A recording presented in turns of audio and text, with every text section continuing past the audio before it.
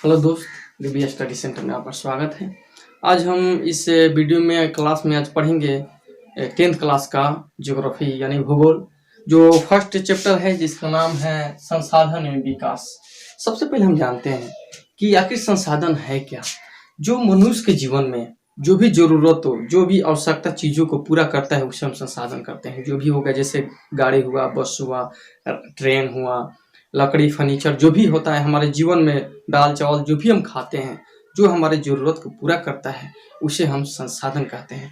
पर संसाधन का देखते हैं, यहाँ पर संसाधन के दो भागों में बांटा गया है। पहला प्राकृतिक संसाधन, दूसरा है मानवीय संसाधन। संसाधन के दो भागों में बांटा गया है, प्राकृतिक और मानवीय। प्राकृतिक का दो भाग है, पहला है नवीकरणीय संसाधन, दूसरा है अनवीकरणीय संसाधन। नवीकरणीय संसाधन हम उसे कहते हैं जो एक बार उपयोग करने के बाद वो उसको समाप्त होने में लाखों वर्ष लग जाते हैं। और नवीकरणीय संसाधन उसे कहते हैं जो एक बार उपयोग करने के बाद पुनः वो समाप्त हो जाते हैं। देखते हैं नवीकरणीय संसाधन में सतत अथवा प्रवाह दो भाग में बांटा गया है, जैव संसाधन और प्राकृतिक और वन्यजीव। सतत अथवा प्रवाह में पवन जल है और जैव संसाधन में प्राकृतिक वनस्पति। प्राकृतिक वनस्पति कहने का मतलब ये है कि जो हमारे प्राकृतिक में आ गया, जैसे वन हुआ, वन प्राणी यानी वन जीवन के रूप में, जंगल, वो सब प्राकृतिक वनस्पति के अंतर्गत आता है। और वन जीव जो जंगली जीव है उसको हम वन जीव के अंतर्गत रखते हैं। अब देखते हैं अनवीकरणीय संसाधन।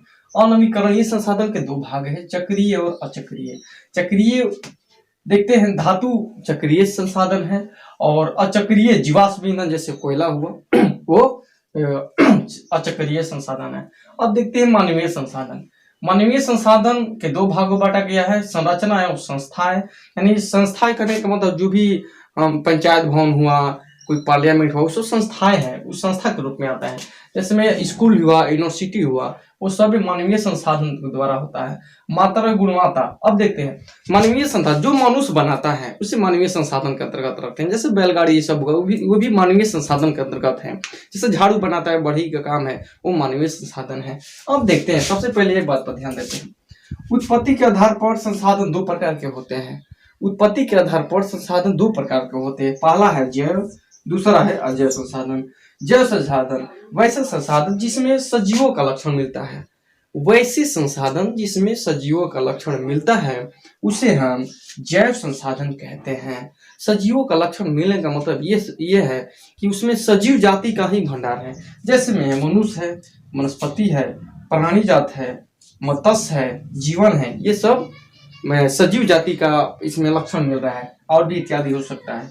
जैव संसाधन में ध्यान दे, वे सारे संसाधन, ध्यान देना, वे सारे संसाधन जो निर्जीव जाति से बने हैं। वैसे संसाधन जो निर्जीव जाति से बना है उसे अजैव संसाधन कहते हैं। जैसे चट्टान में अधातु हुआ। अब देखते हैं समप्यता के आधार पर संसाधन। समयता के आधार पर संसाधन के दो भागों में बांटा गया है, पहला है नवीकरणीय संसाधन, दूसरा है अनवीकरणीय संसाधन। नवीकरणीय संसाधन, अनवीकरणीय संसाधन हम बताए हैं अभी जस्ट कि वे जो है प्राकृतिक संसाधन के रूप है। नवीकरणीय संसाधन वैसा संसाधन जो भौतिक रासायनिक प्रक्रियाओं द्वारा उत्पन्न किया जा सकता है। वैसे संसाधन जो भौतिक रासायनिक अभिक्रियाओं द्वारा उत्पन्न किया जा सकता है उसे हम नवीकरणीय संसाधन कहते हैं। उसे और भी परिभाषा है कि वैसे संसाधन जो कभी समाप्त ना हो और उसे समाप्त होने में लाखों वर्ष साल लग जाए या भविष्य में हो सकता है, उसे नवीकरणीय संसाधन कहते हैं। जैसे में हुआ सौर हुआ, पवन ऊर्जा हुआ, जल यानी पानी हुआ, हवा हुआ, वन जीव हुआ, ये सब है नवीकरणीय संसाधन। इसको समाप्त होने में एक समय लगेगा, इसको समाप्त होने में बहुत समय लग सकता है, हम कह सकते हैं। और इसका परिभाषा ये भी हम कर सकते हैं कि वैसे संसाधन जो कभी समाप्त ना हो, भविष्य में हो सकता है, संभावना है, पर अभी प्रेजेंट में ना हो, उसे नवीकरणीय संसाधन कहते हैं। अब देखते हैं अनवीकरणीय संसाधन। वैसे संसाधन जो एक बार उपयोग करने के पश्चात वह पुनः समाप्त हो जाता हो और उसे फिर उस अवस्था में आने पर यानी निर्मित होने में, उसे बनने में लाखों वर्ष लग जाता हो, उसे हम अनवीकरणीय संसाधन कहते हैं। जैसे में कोयला हुआ, धातु हुआ तथा जीवाश्म ईंधन हुआ। स्वामित्व के आधार पर संसाधन। स्वामित्व के आधार पर संसाधन को 4 भागों में बांटा गया है। पहला है व्यक्तिगत संसाधन, दूसरा है सामुदायिक संसाधन, तीसरा है राष्ट्रीय संसाधन और चौथा है अंतर्राष्ट्रीय संसाधन। देखते हैं इसमें व्यक्तिगत संसाधन में वैसे संसाधन जो निजी व्यक्तियों के अधीन आता है उसे हम व्यक्तिगत संसाधन कहते हैं। वैसे संसाधन जिस निजी व्यक्तियों का अधिकार और उसके बदले सरकार को लगान देना पड़ता है उसे हम व्यक्तिगत संसाधन कहते हैं। जैसे हुआ घर हुआ, मकान हुआ, बाग हुआ, बगीचा। इसमें एक बात समझ में आता होगा कि सरकार को लगान देने का मतलब ये है जो हम लोग का भूमि है उसका हम टैक्स देते हैं सरकार को। अब देखते हैं सामुदायिक संसाधन। वैसे संसाधन जिस पर सभी समुदाय यानी व्यक्तियों का अधिकार होता हो। यानी समुदाय का मतलब ये होता है व्यक्तियों का झुंड के रूप में, व्यक्तियों के समूह के रूप में, जो उस पर सभी व्यक्तियों का अधिकार हो। जैसे पार्क हुआ, मंदिर हुआ, मस्जिद हुआ, गुरुद्वारा हुआ, सामुदायिक भवन हुआ, ये सब व्यक्तिगत संसाधन के अंतर्गत आता है। समझ में आता होगा। यानी पार्क में क्या आपको कोई रोक नहीं सकता है, कोई भी व्यक्ति जा सकता है, मंदिर में भी जा सकता है, गुरुद्वारा में भी, मस्जिद में भी जा सकता है। ये स्पेशल व्यक्तिगत नहीं बना हुआ है, ये सामुदायिक संसाधन के रूप में बना हुआ है। अब देखते हैं राष्ट्रीय संसाधन। देश के अंदर सभी प्रकार की संसाधन राष्ट्रीय संसाधन होती है। ध्यान देना, जो भी देश के अंदर जितना प्रकार की संसाधन होगा वो सब राष्ट्रीय संसाधन होगा। जिस पर सरकार की कानूनी अधिकार होता है वह व्यक्तिगत संसाधन को भी आम जनता के हित में अधिग्रहित कर सकती है। इस प्रकार के संसाधन में भूमि की प्रावधानता होती है। ये कह सकता है कि राष्ट्रीय संसाधन में भूमि पर ही सरकार का अधिकार होगा, आपका जायदाद, आपका कोई चीज पर नहीं होगा। भूमि होता करा। देश के अंदर सभी प्रकार के संसाधन राष्ट्रीय संसाधन होती है।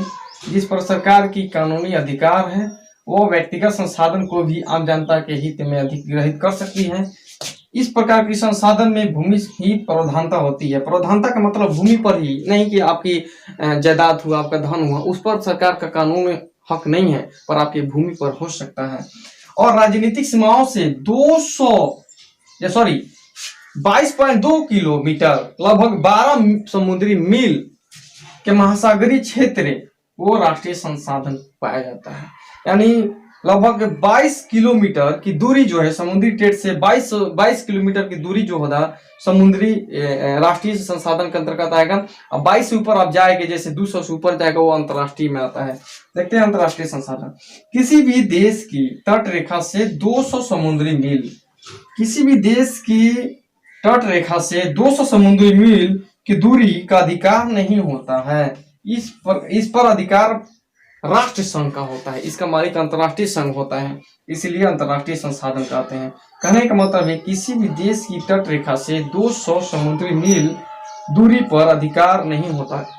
इसमें राष्ट्रीय संसाधन है कि 22.2 किलोमीटर का दूरी ही उसके अधीन आता है।